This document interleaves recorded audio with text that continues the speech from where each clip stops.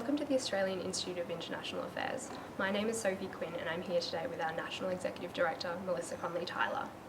This morning we hosted the Global Go-To Think Tanks Index launch among Canberra-based think tanks in partnership with the Australian Strategic Policy Institute and the Strategic and Defence Studies Centre at the ANU. And this year's theme is why think tanks matter to policymaking and the public. Melissa, what are your thoughts on why think tanks matter? I think they're an important part of any functioning democratic polity. The basic idea of think tanks is that they should be organisations which are providing independent policy inputs to improve the quality of policy making.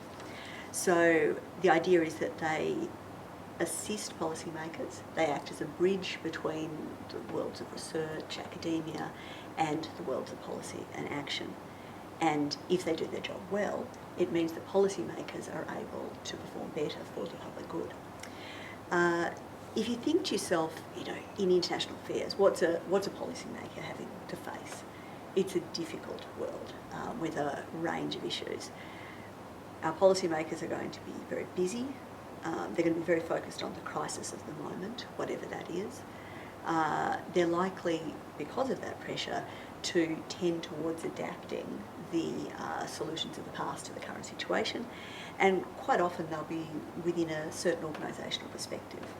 They'll be imbued with that culture. By contrast, if think tanks do their job well, they can take a long-term perspective. They can identify overlooked issues or emerging issues that are just to come into the horizon. They can have blue sky thinking, out-of-the-box thinking. And they can, very importantly, try to help get input from a variety of voices to make sure that a number of views, a number of stakeholders are heard as part of the policy-making process. I think one of the last things they can helpfully do is think tanks can guard against the sort of magical thinking that sometimes takes place. You can have situations where often through public pressure, political pressure, it becomes a tenet of faith to follow a particular policy. And I think tanks can reality check that. So they can give evidence, give reasoning, and reality check those assumptions to make sure that the path being followed is really the wisest path for that country. Thanks, Melissa. This year the AIIA performed very well again, was ranked #1 think tank in Southeast Asia and the Pacific region, and was also ranked in 10 separate categories. So what does this say about the organisation and our work? Well, obviously it's a great honour.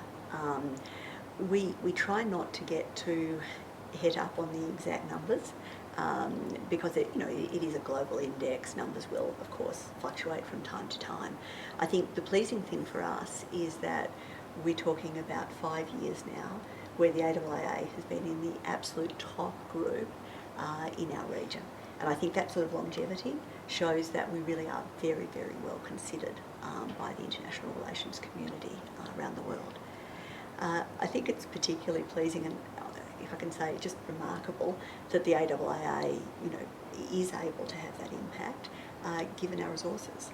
We're a very small organisation compared to most of those on the list, and we're a volunteer-based organisation. We have about 150 volunteers around the country compared to about 4 full-time equivalent staff. So when I see a ranking like this, it's a message that a community-based civil society organisation made up of people who are passionate about international issues can actually be part of the world stage, and that's a pretty exciting thing to be part of. Thank you very much today, Melissa.